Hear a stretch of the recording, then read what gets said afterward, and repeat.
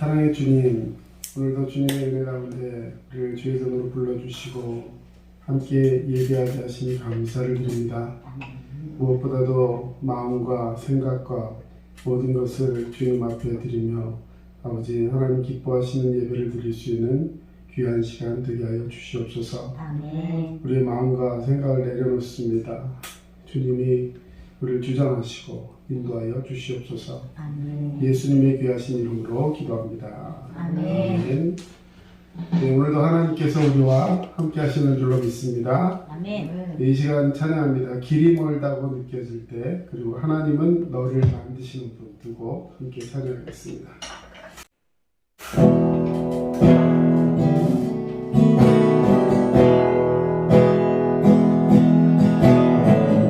길이 멀다고 느껴질 때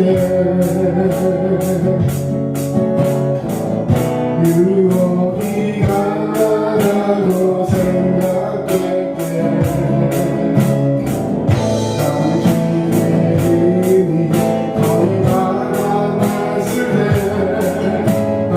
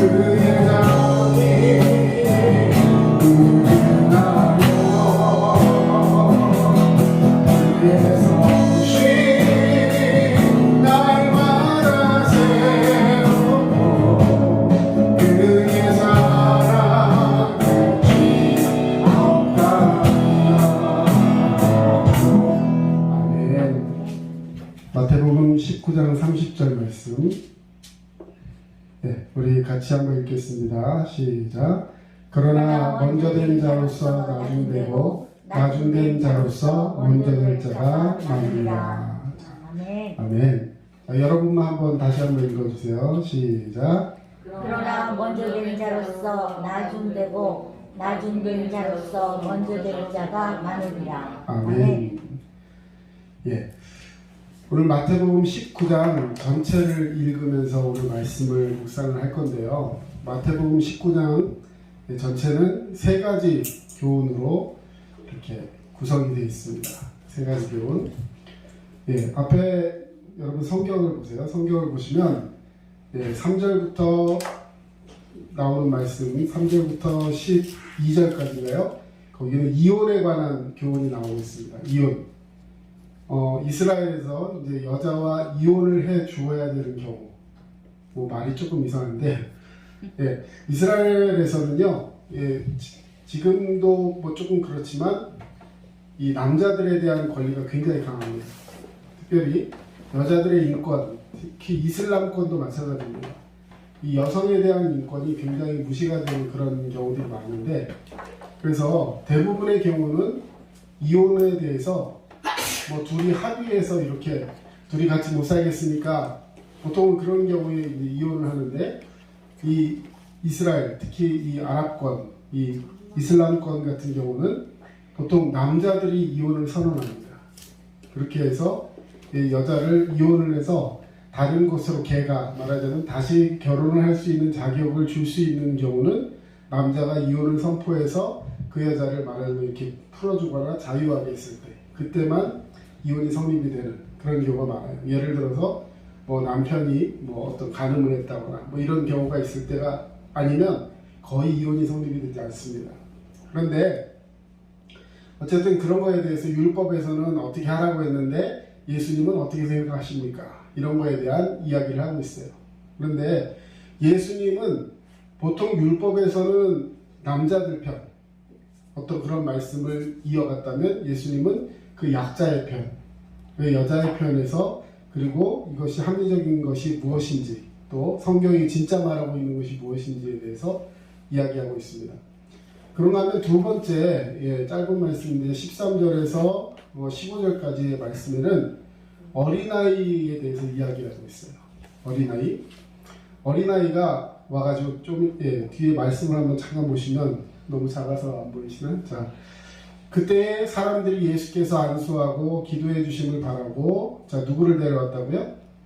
어린애들을 데려온 거예요.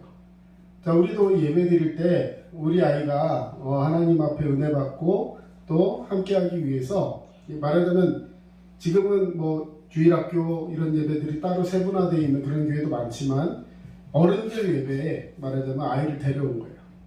그렇게 해서 아이들이 이 당시에, 지금은 아이들이 우리 집에 있어서 아이들이 뭐예요? 보물이잖아요. 그렇죠? 아무도 여기에 대해서 이견을 다는 사람이 없죠. 근데 그 당시에는 아이들은 약간 인권적으로 좀 부족한 그런 존재였습니다. 그래서 어른들 위주로 대접을 해주고 아이들은 여인, 아이, 이방인 이렇게 같이 거의 취급이 됐어요. 이런 얘기하면 아이들은 굉장히 기분이 안 좋죠. 그런데 그런 아이들을 데리고 오는 거예요. 어른들이 안수받고 예수님께 치유받고 어떤 해답을 받고 막 이러면서 은혜 받고 하는 자리에 이제 우리 애도 조금 은혜를 받았으면 좋겠는 거예요. 우리 애가 치유를 받았으면 좋겠어요. 그래서 아이를 데려와요. 자, 당연한 거죠.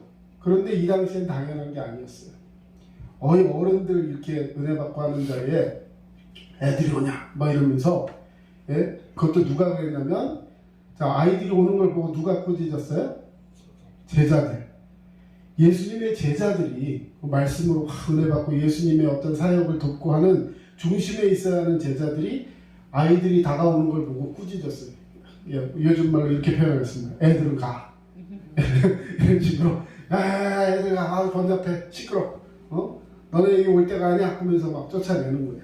그 모습을 보고 예수님이 말씀하십니다. 예수께서 이르시되 어린아이들을 용납하라. 오는 것을 막지 말라는 거예요. 그리고 내게 오는 것을 금하지 말라.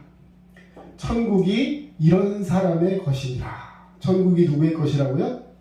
이런 어린아이 같은 이런 아이들의 것이다. 이야기를 듣고요.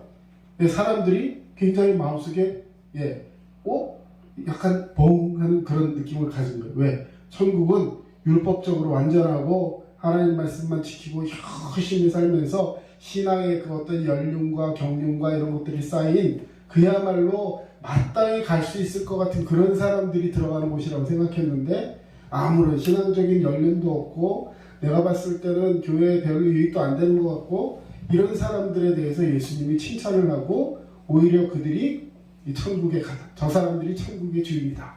이렇게 얘기를 하신 거예요. 그리고 그들에게 아이들에게 안수를 하고 이제 거기서 떠났다. 자, 이게 이제 두 번째 것이었고 그 다음 마지막 세 번째 질문이 오늘 본문의 내용이 되고 있는 이제 16절에서 마지막 절까지 부자 청년의 질문에 대해서 이야기하고 있습니다. 자, 몇 가지 교훈이 있다고요? 세 가지 교훈. 첫 번째는 이혼에 대한, 두 번째는 어린아이에 관한 거, 세 번째는 부자 청년에 관한 이야기였습니다. 자, 그래서 오늘 이 중에서 두 번째와 세 번째, 어린아이의 천국과 어린아이와 천국과 부자 청년에 대한 질문에 대한 것을 오늘 중점적으로 함께 이야기를 나누려고 합니다. 자, 그러면 아까 어린아이에 대한 말씀을 읽었고 우리 16절부터 마지막 30절까지가 부자 청년에 대한 이야기인데 자, 여러분 우리 성경을 오늘 같이 한번 쭉 읽을 텐데요. 일주일 동안에 집에서 성경 많이 잘 못 읽으시잖아요. 그래서 오늘은 성경 한 장을 다 읽는다라는 생각으로 함께 했으면 좋겠습니다. 제가 한 절 읽고 여러분 한 절 읽고 앞에 모니터 보셔도 되고 그 다음에 성경 보셔도 됩니다. 같이 한번 읽어보겠습니다. 어떤 사람이 주께 와서 이르되 선생님이여 내가 무슨 선한 일을 하여야 영생을 얻으리까? 예수께서 이르시되 어찌하여 선한 일을 내게 묻느냐? 선한 일은 오직 한 분이시니라. 내가 생명에 들어가려면 계명들을 지키라. 이르되 어느 계명이오니까? 예수께서 이르되 살인하지 말라, 간음하지 말라, 도적질하지 말라, 거짓 증언하지 말라. 내 부모를 공경하라. 내 이웃을 내 자신과 같이 사랑하라 하시는 것이니라. 그 청년이 이르되 이 모든 것을 내가 지키었사온데 아직도 무엇이 부족하니까? 예수께서 이르시되 내가 온전하고자 할진대 가서 내 소유를 팔아 가난한 자들에게 주라. 그리하면 하늘에서 보화가 내게 있으리라. 그리고 와서 나를 따르라 하시니. 그 청년이 재물이 많음으로 이 말씀을 듣고 근심하며 가니라. 예수께서 제자들에게 이르시되 내가 진실로 너희에게 이르노니 부자는 천국에 들어가기가 어려우니라. 다시 너희에게 말하노니 낙타가 바늘기로 들어가는 것이 부자가 하나님의 나라에 들어가는 것보다 쉬우니라 하시니. 제자들이 듣고 몹시 놀라 이르되 그렇다면 누가 구원을 얻을 수 있으리까? 예수께서 그들을 보시며 이르시되 사람으로는 할 수 없으나 하나님으로서는 다 하실 수 있느니라.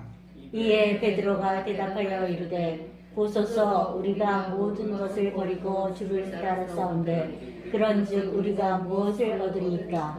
예수께서 이르시되 내가 진실로 너희에게 이르노니 세상이 새롭게 되어 인자가 자기 영광의 보좌에 앉을 때에 나를 따르는 너희도 12보좌에 앉아 이스라엘 12진파를 심판하리라.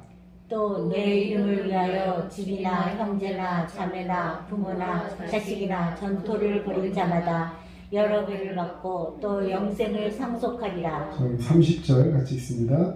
그러나 먼저 된 자로서 나중되고 나중된 자로서 먼저 될 자가 많으니라. 아멘. 자, 오늘 앞에 말씀드렸듯이 어린아이에 대한 말씀과 부자 청년에 대한 말씀에 집중한다 말씀을 드렸어요. 자, 오늘 이 어린아이에 대한 말씀과 또 부자 청년의 말씀 어떻게 보면 서로 상반된, 서로 이렇게 연관이 없는 듯한 에피소드 같습니다. 그런데 이 별개의 교훈처럼 보이지만 이 두 교훈 간에 공통점이 하나 있습니다. 그게 뭐냐면 뭘까요? 그냥 읽으면 묵상하면 잘 몰라요. 뭐 어린아이, 천국 전혀 상관없는 것 같아요. 뒤에는 또 부자 청년이 한 얘기 상관이 없는 것 같습니다. 근데 무슨 상관이 있냐면 앞에 했던 말씀이라는 거예요. 그러니까 마태복음 지금 19장을 읽었는데 그 앞에 똑같은 말씀을 예수님이 하셨어요. 누구에게 하셨느냐? 똑같이 제자들에게 하셨어요. 그런데 자, 결론적으로 말씀드리면 제자들에게 앞에 똑같이 얘기하셨는데 지금 또다시 이 말씀을 똑같이 하고 있다는 거예요. 그러면 묻겠습니다. 자, 앞에 얘기를 했는데 왜 뒤에 똑같이 이 말씀을 하실까요? 그렇죠. 앞에 얘기했는데 똑같이 깨닫지 못하고 똑같이 실수하고 있는 거예요. 앞에서도 어린아이들이 오는 것을 보고 금하지 말라, 천국이 저들의 것이다, 이런 말씀을 하셨는데 지금 또 이 사람들이 아이를 보니까 또 내쫓고 있는 거예요.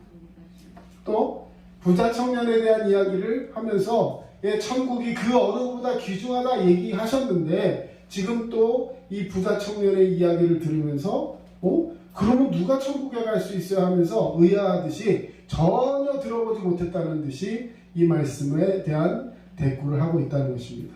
그래서 오늘 자, 말씀은 언제까지 전해주시느냐, 우리에게 하나님 언제까지 말씀하시느냐, 깨달을 때까지 주시는 줄로 믿습니다. 아멘.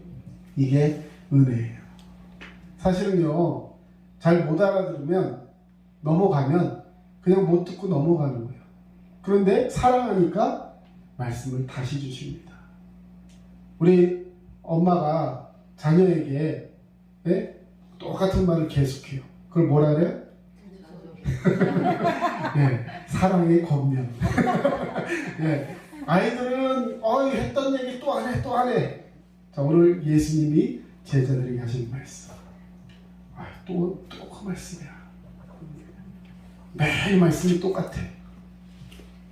맨날 들어도 그 소리 같고, 별로 나에게 적용도 안 되는 것 같고, 왜 예수님이 그렇게 말씀하실까요? 성경 읽는데 얼마나 이 지면이 귀한 지면인데, 거기다 했던 말을 또 하고 하시겠어요. 여러분, 오늘 꼭 깨달아야 될 것이 있어요. 혹시라도 말씀이 내게 중복이 되는 것 같다면, 혹시라도 전에도 들었던 것 같은데 라는 말이 생각난다면 오늘 주님께서 나에게 강조하고 계시다는 것. 주님은 오늘 이 말씀을 우리가 깨닫고 믿음 안에서 승리하기를 원하시는 줄로 믿습니다. 아멘. 자, 먼저 어린아이에 대한 교훈을 보면 13절부터 아까 쭉 말씀을 나눴죠. 예수님께 기도받기 전에 찾아 나온 사람 중에 어린아이를 데리고 온 사람이 있었는데 제자들이 그들을 꾸짖었어요. 애들을 왜 데려왔냐? 애들은 가! 이렇게 하면서 꾸짖었어요. 그때 예수님께서 아까 말씀하셨다. 자, 같이 한번 읽어봅시다. 시작. 예수께서 이르시되 어린아이들을 용납하고 내게 오는 것을 금하지 말라. 천국이 이런 사람의 것이니라 하시고. 아멘. 자, 여러분 이 말씀 아까도 말씀드렸지만 앞에 하셨다 했어요. 바로 언제 하셨냐? 18장 한 절 앞에 하셨습니다. 18장 4절 5절 여기도 써놨습니다. 같이 한번 읽어봅시다. 그러므로 누구든지 이 어린아이와 같이 자기를 낮추는 사람이 천국에서 큰 자니라. 또 누구든지 내 이름으로 이런 어린아이 하나를 영접하면 곧 나를 영접하리니. 자, 19장에 했던 말을 18장에 한 장 건너서도 아니고 바로 앞에 말했어요. 그런데 제자들은 어린아이를 귀히 여기라는 말씀이구나. 우리가 애들을 그냥 율법상 생각하면서 말씀도 잘 깨닫지 못하고 무지한 그런 어떤 존재라고 생각했는데 그렇게 볼 것이 아니구나. 순전한 마음으로 주님께 나와야 되는데 이 어린아이의 모습이 오히려 우리에게 반면 교사가 되어서 이 어린아이처럼 순수하게 예수님 앞에 말씀 앞에 나와야겠구나. 할렐루야. 아멘. 이렇게 깨달아야 되는데 그런 깨달음이 없고 어린아이 보자마자 가. 이게 왜? 자기 습관 속에 남아있는 거예요. 애들은 안 돼. 이런 어린 신앙은 안 돼. 판단하는 모습이 그 마음속에 있었다는 것이네요. 자, 그런 모습을 보고 예수님께서 지적하신 것이죠. 자, 오늘 말씀 바로 전 마태복음 18장에서 이런 모습으로 천국에서는 키 크고 아니면 어떤 연륜이 많고 그래서 성경이나 지식을 많이 알고 교회 와서 봉사도 많이 하고 헌금도 많이 하고 이런 사람이 큰 자가 아니라 순전한 마음으로 하나님 앞에 서서 다른 모든 이해관계를 떠나서 그 어린아이처럼 나오는 그 순전한 마음, 하나님 그것을 기뻐하신다는 것을 우리에게 이야기하고 있는 것입니다. 자, 또 이렇게 금방 아까 이혼하는 거에 대해도 얘기했고, 어린아이 같은 경우에도 아까도 말씀드렸지만 인권적으로 좀 연약한 사람들, 부족한 사람들에 대해서 대하는 태도가 좀 이 유대인들이나 이 제자들까지도 굉장히 좀 뭐라고 표현할까, 배타적인 그런 마음을 가졌어요. 그래서 별로 도움 안 돼, 이런 생각. 자, 그런데 지금 그 다음에 나오는 다른 사람 누구냐면 부자 청년에 대한 얘기. 예, 그 청년이 이르되 이 모든 것을 내가 지키었사온데 아직 무엇이 부족하나이까, 이런 얘기로 예수님 앞에 직접 나와서 질문을 하는 거예요. 자, 이건 비유가 아니라 사건입니다. 예수님 앞에 이 청년이 나왔어요. 다른 사람들도 많이 나왔을 거예요. 왜? 심지어 어린애들도 나왔고 어린애들을 데리고 온 부모도 있습니다. 자, 그런데 꼭 집어서 지금 그 청년이라고 얘기하고 있어요. 이거는 뭔가 주목받을 만한 이유가 있는 것이죠. 생각해 보세요. 예, 이현이랑, 이현이 엄마랑, 지성이 엄마랑 다른 사람들 다 있는데 그 청년이 하면서 오늘 성경에서 이야기하고 있다고요. 그럼 뭔가 그 사람과의 대화 속에 다른 점이라든지 뭔가 특이할 만한 것이 있다는 것이죠. 자, 그런데 이 청년이 예수님 앞에 묻는 거예요. 내가 뭐가 아직 부족합니까? 그러면 뭔가 질문을 했는데 그것에 대해서 어떤 만족이 없으니까 그럼 내가 부족한 게 뭐가 있습니까? 라고 질문을 한 거죠. 자, 뭐냐면 앞에 16절 16절 말씀을 보시면 어떤 사람이, 자, 여기서는 이게 청년인지 아닌지 얘기가 없어요. 지금 이제 처음 나온 거예요. 어떤 사람이 주님께 와서 묻습니다. 선생님이요, 내가 무슨 선한 일을 하여야 영생을 얻으리까? 자, 이 말씀으로 미루어 봤을 때 예수님이 지금 무슨 얘기를 하고 있었을까요? 천국에 관한 말씀. 어떻게 해야 영생을 얻을까? 너희가 영생을 얻어야 한다. 영생을 얻어서 하나님 우편에서 영원토록 하나님과 동행하는 그런 삶을 살아야 한다. 지금부터 그것을 예비하라, 준비하라 말을 했을 거예요. 그 말씀을 듣고 도전됐던 많은 사람들이 아멘 아멘, 이제 영생을 얻는 삶을 살겠습니다, 막 이런 고백을 하고 있는데 이 청년이 그 설교 끝에 나와서 이제 질문하는 거예요. 제가 무슨 선한 일을 하여야 영생을 얻으리까? 자, 여러분, 이 고백은 우리가 이미 이 영생에 대한, 구원에 대한 그 믿음의 그 은혜를 다 알고 있는 우리로서는 약간 질문이 잘못된 질문이에요. 자, 뭐가 잘못됐을까요? 뭐가 잘못됐을까? 질문 자체에 뭐가 좀 오류가 있습니다. 근데 이 당시 사람들은 이것이 오류라는 걸 아무도 모르고 지금 여러분도 못 찾고 있어요. 무슨 일을 해야지. 그렇죠. 여러분, 영생은 내가 뭔가를 해서 얻는 것이 아니라 예수님이 우리에게 선물로 주시는, 믿음의 선물로 주시는 은혜인 줄로 믿습니다. 아멘.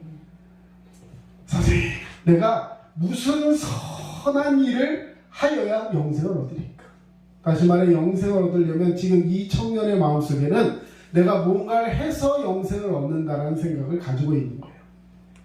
자, 이건 당시에는 잘못된 생각이 아니었어요. 왜냐하면 유대인들은 뭘 해가지고, 행위를 가지고 율법을 잘 지켜서 이거 행동을 잘 하면 구원을 받는다, 이런 생각을 갖고 있었어요. 자, 그런데 예수님이 이 우리의 생각과 우리의 행동을 가지고는 구원받을 수 없는 연약한 육체라는 것을 아셨고, 그것을 알기 때문에 우리가 죄로 인해 죽을 수밖에 없는 죄인이라는 것을 아시고 예수님이 이 땅에 오셔서 우리를 대신해서 우리의 죄를 대속해 주셨어요. 대신 속량해 주셨어요. 그래서 우리가 어떻게 구원을 받습니까? 나를 대신해서 죽으시고 나의 모든 생명을 대신, 나의 죄를 모두 대신해서 죽으신 예수님을 믿기만 하면, 그리고 그분을 나의 주인으로 모셔드리면 내가 구원받게 되는 줄로 믿습니다. 아멘. 이것이 구원이고 이것이 영생이에요. 아멘. 근데 이 청년은 자기 의에 지금 빠져 있는 거죠. 그래서 내가 무엇을, 어떤 선한 일을 하면 구원을 받겠습니까? 라고 묻는 거예요. 그랬더니 예수님이 두 가지 대답을 했어요. 여러분 성경에서 한번 찾아보세요. 17절, 18절 한번 읽어보세요. 여러분 성경에 찾아보세요. 여기 안 써놨어요. 네, 시작. 예수께서 이르시되 어찌하여 선한 일을 내게 하느냐 하나님은 오직 성공이시니라 내가 생명에 들어가려면 당신의 약속을 지키라. 자, 왜 나한테 선한 일을 묻느냐? 성경에 다 기록되었다 라고 얘기하시는 겁니다. 자, 그러고 나서 뭐라고 또 얘기합니까? 19절. 내 부모를 공경하라. 내 이웃을 내 자신과 같이 사랑하라 하시니라. 자, 그게 뭐예요? 어디 나오는 얘기예요? 예, 출애굽기에 나오는 십계명이에요. 십계명. 자, 여러분 십계명 아시죠? 뭐 외우는지 못 외우는지 묻지 않겠습니다. 들어봤죠, 십계명? 예? 십계명 나는 생전 태어나서 처음으로 십계명이라는 말을 들어봤다. 예, 아직 몰라요? 자, 그러면 이제 설명을 해줄 거예요. 자, 십계명이라는 건, 자, 왜 이 얘기를 드리냐면, 유대인들은 십계명을 알까요, 모를까요? 그들은 태어나면서부터 들은 얘기예요. 자, 우리는 1 더하기 1은 얼마예요? 2. 자, 이거 언제부터 들었어요? 아주 그냥 아기 때부터 엄마가 어떻게든 하나라도 더 알려주려고, 예? 가외 학원까지 보내면서 애들에게 수학을 가르치고 하지만, 이스라엘 사람들은요, 애가 태어나면 애가 엄마 젖 먹고 애 무릎 안에 있을 때 뭐부터 하냐면 아이들에게 말씀을 가르쳐요. 이게 이스라엘 사람들이에요. 쉐마 교육. 자, 쉐마 교육이라는 건 뭐냐면 들으라 이스라엘. 따라해보세요. 들으라 이스라엘. 이스라엘은 하나님이 선택한 백성, 즉 이스라엘 사람들을 얘기하지만 오늘 하나님을 믿는 하나님의 자녀, 하나님의 백성을 의미하는 거예요. 자, 그들에게 들으라 명령하고 있어요. 이것이 하나님의 말씀이에요. 하나님의 말씀을 들으려면, 자, 첫 번째 어떤 사람이 필요해요? 하나님의 말씀을 이야기해주는 사람이 있어야죠. 그럼 아이가 태어나서 제일 먼저 듣는 목소리가 누구의 목소리일까요? 네. 왜 아빠는 아니죠? 네, 어쨌든 엄마가 주로 양육을 하기 때문에 아무리 아빠가 전업주부가 돼서 키운다고 해도 애가 젖 먹을 때는 엄마가 키우는 거예요. 그렇죠? 엄마 목소리를 들어요. 근데 엄마가, 우리는 애한테 처음 태어나면 뭘 가르치냐면 엄마 이걸 가르쳐요. 네? 어떻게든 엄마 아빠 하라고. 근데 이 이스라엘 사람들 뭘 가르치느냐? 쉐마 이스라엘, 하나님의 목소리를 가르쳐요. 그러면서 아이가 크면서 이 뭘 배워야 되느냐? 막 십계명 이런 것들을 아주 그냥 귀에 딱 껴앉히는 거예요. 계속 들으면요, 계속 들으면 외우게 되어 있어요. 나는 영어 단어 잘 못 외워요. 물론 사람마다 편차는 있겠지만 계속 듣고 계속 이야기하다 보면, 예, 알 수가 있어요. 왜? 1 더하기 1은 지금은 생각 안 해도 알잖아요. 얼마 전에 TV 프로에 우리나라 아이가 호주인가 어디에 가가지고 이렇게 거기 학교로 전학을 가서 이게 1년 동안 공부하는 그런 프로그램을 하는 그런 프로가 있었어요. 그 연예인 자녀가 나와가지고 그 학교, 호주에 있는 무슨 학교에 갔는데 그 애들이 영어를 참 잘하더라고요. 그래서 우리는 뭐 했나 싶을 정도로 네, 아이들이 막 그 영어를 하는데, 그래도 그 거기 있는 그 원주민 그 영어권에 있는 아이들하고 한국에서 간 애들하고는 차이가 있겠죠. 그러니까 조금씩 듣기는 들어도 그 사람들이 하는 수업 내용을 다 알아듣지는 못하는 거예요. 자, 그러다가 이 아이가 나중에 물 만난 고기처럼 하는 수업이 하나 있었어요. 그게 뭐예요? 수학 시간. 애들은 거기에 막 손가락 발가락까지 막 다 되더라고. 예, 호주 애들은 막 이래가면서 막 이러고 있는데, 우리나라 그 여학생 한 4학년 정도 되는 아이였는데 딱 보더니요, 여기다 풀지도 않아. 암산으로 해서 답을 다 써요. 그 옆에 있던 그 호주 여학생, 그 같은 또래죠? 애가 보더니 완전 unbelievable 하면서 막 이러면서, 예, 너무 신기한 거. 그러더니 옆에 애들 물어보면 옆에 애들 쓸 때까지 다 해줘. 이러고 나니까 선생님이 깜짝 놀라면서 너는 무슨 천재냐? 영재냐? 우리나라 애들은 다 이 정도 해요. 네. 왜 그럴까요? 한국 애들이 훨씬 똑똑해서 그럴까요? 조기 교육에 네, 그런 거죠. 자, 여러분 우리는 아이들에게 말씀을 가르쳐야 돼요. 왜? 이 말씀이 영원토록 살아가는 유일한 비결이 되기 때문에. 물론 이 땅에서 수학도 잘하고 영어도 잘하고 인성도 좋고 우리 물론 그렇게 살면 참 좋죠. 하지만 그 무엇보다도 먼저 돼야 되는 것이 하나님 말씀인 줄로 믿습니다. 아멘. 자, 그런데 어려서부터 이 말씀을 다 외우고 배우고 지키며 사는 청년이에요. 십계명. 아까 우리 안 들어본 어린 학생 하나 있다고 했는데, 예를 들어 얘기해 보면, 나 외에 다른 신을 섬기지 말라. 우상 숭배하지 마라. 안식일을 기억하여 거룩히 지켜라. 자, 이런 말씀들이 있어요. 여호와 이름을 망령되이 일컫지 말라.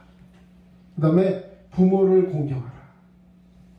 우리 자녀들에게 한번 얘기해 주세요. 하나님 말씀입니다. 부모를 공경하라. 여러분, 이거는 부모가 자녀에게 나한테 효도 좀 해라 하는 얘기가 아니에요. 하나님의 명령입니다. 살인하지 마라. 사람 죽이면 돼야 안 돼요? 안 돼요. 사람 죽이면 돼야 안 돼요? 좋아요. 안 되죠? 근데 성경에 보면 뭐라 되어 있느냐? 다른 사람을 미워하는 자마다 살인한 자니라. 자, 오늘 여기 오기 전에 누군가 미워하고 그 사람에 대해서 막 험담하고 한 기억이 평생에 한 번이라도 있다. 없는 사람 없죠? 자, 무슨 얘기냐? 나의 의지로, 나의 행동으로는 누구도 죄를 짓지 않고는 살 수가 없는 거예요. 왜? 율법을 이렇게 쭉 얘기해 놓고 죄를 지으면 하나님으로부터 멀어지는 거다. 그래서 죄를 지은 사람은, 죄인은 하나님 나라에 갈 수 없다. 자, 근데 우리는 부모 공경 제대로 못했어요. 남 미워했어요. 친구의 것을 탐했어요. 음란한 마음도 가졌어요. 이런 것들, 굉장히 많은 것들이 우리 앞에 죄로 있는데 성경에서 가장 큰 죄는 뭐냐? 이런 것들도 죄지만 이거는 아주 비교도 안 되는 죄가 하나 있어요. 그게 뭐냐? 예수 그리스도를 믿지 않는 죄. 아니, 종교 선택 자유 아니에요? 이거 왜 죄라고 할까요? 여러분, 하나님이 우리를 창조하신 줄로 믿습니다. 아멘. 그래서 창조해서 우리가 영원히 행복하게 살기를 원했는데 이 사람이 죄를 지어서 죽게 되었어요. 그런데 그 모습이 너무 불쌍하고 안타까워서 하나님이 우리를 구원하시기 위해서 예수 그리스도를 보내셨어요. 그런데 나를 구원하시기 위해서 보내신 그 하나님의 사랑을 내가 거절한다면, 여러분, 그거는 하나님, 우리를 만들어주신 하나님 앞에 가장 큰 죄가 되는 거예요. 이렇게 한번 설명해 보겠습니다. 내가 물에 빠졌어요. 배에서 타고 가다 배가 뒤집어져 가지고 물에 빠졌어요. 죽게 되었어요. 근데 저쪽에서 구조선이 와가지고 구명보트에서 딱 이렇게 동그란 그 튜브 같은 거 있잖아요. 그걸 던집니다. 이제 내가 잡기만 하면 살아요. 그런데 뭐라고 하느냐? 안 잡아. 나 죽을 거야. 이러면서 꼬르륵 하면 죽어가면, 만약에 그 던져준 분이 내 부모라면, 부모가 볼 때는 그 자녀가 뻗팅기면서 내가 죽어가겠노라 하면서 죽는 그 자녀를 본다면 그 부모의 마음은 얼마나 아프겠어요. 하나님이 우리를 사랑하시는 줄로 믿습니다. 아멘. 우리를 구원하시기 위해서 예수 그리스도를 보내신 줄로 믿습니다. 아멘. 그 예수를 믿기만 하면 구원을 얻는 거예요. 아멘. 그런데 이 청년은 그런 것을 아직 알지 못하고 내가 뭘 해야 구원받습니까? 라고 막 물으면서 모르는 것처럼 얘기해요. 지금까지 십계명 지키라고 살아왔는데 그거 다 지켰다는 거예요. 그런데도 내게 부족한 게 뭐가 있습니까? 라고 얘기해요. 자, 그래서 이 청년이 막 뭔가 이러고 있는데 예수님이 뭐라고 얘기하셨느냐? 왜 안 넘어가죠? 자, 이 청년에게 예수님이 뭐라고 말씀하셨느냐? 자, 그러면 네가 가진 모든 소유를 다 팔아서 가난한 사람들에게 나눠주고 그리고 너는 나를 따라라 이렇게 얘기했어요. 이 청년은요 하나님 말씀 지키고 뭐 행동하는 거 이런 건 하나도 거리낌이 없어요. 왜? 열심히 정말 그대로 살았다고 생각했어요. 그런데 그 마음속에 한 가지 걸림돌이 있었는데 그게 뭐냐? 물질이었어요. 돈이 너무 많아. 근데 다른 사람을 위해서 내가 가진 돈을 조금씩 나눠주는 건 할 수 있어요. 네? 내가 해야 될 도리고 성경에 이만큼은 도와주라고 했으니까 이만큼은 하나님 앞에 11조 드릴 수 있어. 구제원금 드릴 수 있어. 근데 내 모든 소유 이거를 지키는 마음이 너무 컸던 거예요. 자, 근데 돈을 가지고 있는 게 죄예요? 아닙니다. 여러분 하나님은 우리가 열심히 노력해가지고 돈도 많이 벌고 해가지고 좋은 일에 사용하고 하나님 앞에 이 선한 일을 하는 것을 기뻐하실 거예요. 그런데 오늘 이 청년에게는 그 돈 다 팔아가지고 가난한 사람들 나눠주고 넌 날 따라와. 이 말이 걸림이 됐어요. 그래서 근심하며 떠나갑니다. 여러분 가장 중요한 게 누구라고요? 우리가 영생을 어떻게 하면 얻겠습니까? 라고 왔는데 영생을 얻기 위해서 꼭 붙들어야 되는 분이 누구예요? 예수님이에요. 예수님을 붙잡으라고 지금 얘기하고 있는 거예요. 너 다른 거 다 갖다 놓고 나를 붙들어. 이렇게 얘기하는 거예요. 근데 그 다른 것 때문에 예수님을 붙잡을 수가 없었던 거예요. 여러분 부자는 다 팔고 가난하게 되라는 말씀이 아닙니다. 예수님을 붙들라는 거예요. 오늘 여러분이 가진 것 중에 정말로 귀하고 정말로 놓을 수 없는 것이 있습니까? 그럼 오늘 주님은 우리에게 예수님을 말씀하고 계세요. 어떤 사람에게는 그것이 건강일 수도 있고 물질일 수도 있고 핸드폰일 수도 있고 여러분 물론 내게 주고 이걸로 내가 가진 정말 귀한 것일 수 있어요. 그런데 오늘 주님이 내게 말씀하시는 건 그 어떤 것보다도 주님을 더 사랑하라는 거예요. 자, 여러분 24절에 다시 너희에게 말하노니 낙타가 바늘귀에 들어가는 것이 부자가 하나님의 나라에 들어가는 것보다 쉬우니라. 제자들이 이 말을 듣고요.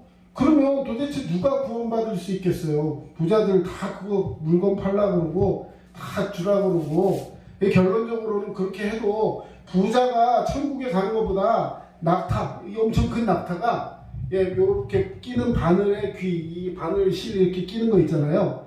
그런 구멍으로 낙타가 들어가는 것보다 그게 차라리 쉽다는 거예요. 부자가 천국 가는 거. 이게 말이 다 됩니까?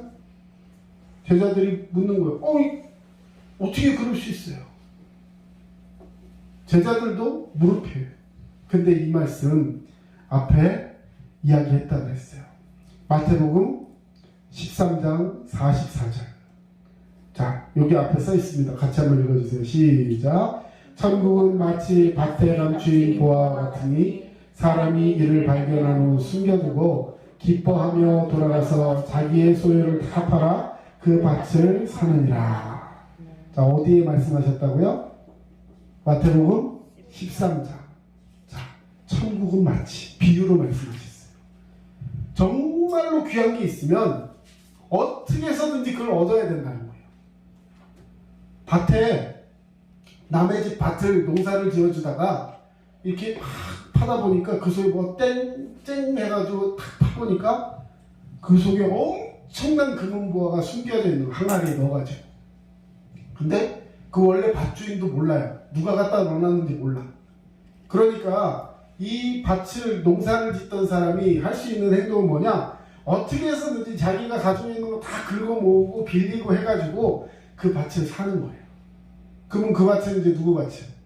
자기 밭이 되는 거예요. 그러면 그 안에 있던 금은보화는 내 것이 돼요. 근데 그 밭을 사지 않으면 거기서 그게 나왔다 그러면 그거 누구 거예요? 그 밭 원래 주인 거잖아요. 그러니까 내가 가질 수가 없어요. 그러니까 어떻게 해서든지 귀한 것이 있다는 걸 알았다면 어떤 것을 팔고 어떤 희생을 치르더라도 내가 그것을 가져야 되는 것처럼 천국은 마치 천국을 얻기 위해서는 영생을 얻기 위해서는 내가 가진 모든 것보다도 그것을 더 귀히 여겨야 한다. 이렇게 말씀해 주셨는데 부자 청년이 그런 얘기를 할 때 예수님이 하신 얘기를 듣고 제자들이 그러면 누가 천국에 가요? 이렇게 엉뚱한 질문을 하고 있는 거예요. 사람들이 그렇게 얘기할 때 제자들은 이렇게 얘기하기를 예수님 원했을 거예요. 여보세요 청년, 물론 당신이 여태까지 귀하게 살아간 거 알지만 그 예수님이 하신 질문은 당신이 가지고 있는 그 어떤 것보다도 구원이 가장 소중하고 그 영생을 얻기 위해서 예수 그리스도를 붙들어야 한다는 말씀을 하고 계시는 것입니다. 예.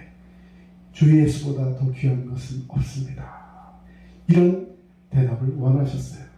그런데 제자들이 하면서 다른 사람과 똑같이 질문하고 있는 그 모습을 오늘 말씀하고 있는 것입니다. 이제 결론입니다. 자, 여러분 누가 먼저 되고 누가 나중 되느냐. 가장 중요한 것은요, 예수님 앞에서 붙들리고 예수님 앞에 순전하고 그리고 소망하는 마음으로 주님을 간절히 찾는 자에게 구원이 임하는 줄로 믿습니다. 아멘. 오늘 마태복음 19장의 이야기는 이제 사람들 앞에서 주님을 더 사모하는 자가 되라는 거예요. 아마 이런 제자들의 모습을 보고 예수님은 그런 생각을 하셨을 것 같아요. 아유, 아직 멀었다. 근데 제자들은 어떤 마음을 가지고 있었냐? 우리가 제자들이 예수님 제일 많이 섬겼고 예수님과 제일 친하고 그래서 우리가 이 정도 신앙을 가지고 있는 사람들이기 때문에 이제 거의 다 왔다. 이런 생각을 하고 있었어요. 그런데 예수님은 그런 질문들 앞에 대처하는 이 제자들의 모습을 보면서 아유, 아직 멀었구나. 이런 생각을 하셨을 수도 있습니다. 여러분, 저와 여러분은 어떻습니까? 신앙생활 오래 하셨습니까? 여러분, 오래 한 것이 중요한 것이 아니라 간절하게 순수한 믿음의 열정을 다시 회복해야 하는 줄로 믿습니다. 이 어린아이와 같은 믿음으로 주님 앞에 서서 오늘도 주님께 그 은혜를 간구하는 마음으로 정말 철없이 보이는 그런 정도로 미련할 정도로 주님 앞에 찾아온 이 어린아이를 금하지 않는 예수님처럼 오늘 주님 앞에 우리가 나아갔을 때 주님 우리를 기뻐하신다는 걸 꼭 기억하시고 난 아직 멀었구나. 오늘 준비 찬양에서 함께 찬양했던 것처럼 길이 멀다고 느껴지고 유혹이 강하다고 생각돼서 이제 내가 할 수 있는 것이 아무것도 없다라고 생각돼서 이제는 힘이 지쳐서 이제는 쓰러질 수밖에 없는 나라고 생각될 때 그때 힘을 내야 됩니다. 주님이 나와 함께 하시고 내게 힘을 주신다는 사실을 기억하며 이 믿음의 여정을 끝까지 완주하는 저와 여러분 되시기를 주 이름으로 축원합니다. 아멘. 기도하겠습니다. 사랑의 주님 감사합니다. 오늘도 주님의 은혜와 사랑으로 우리를 붙들어 주시고 믿음 앞에 깨어 기도하기를 원하며 주님만이 나의 삶의 전부입니다. 고백할 수 있는 믿음이 되게 하여 주시옵소서. 이제는 우리 주 예수 그리스도의 은혜와 하나님 아버지의 크신 사랑하심과 성령님의 도우심과 인도하심이 주의 말씀 붙들고 삶의 최우선의 주님을 둘 수 있는 귀한 믿음이 우리 가운데 있기를 원하는 모든 주의 백성들 머리 위에 이제로부터 영원토록 함께 하시기를 간절히 축원하옵나이다. 아멘.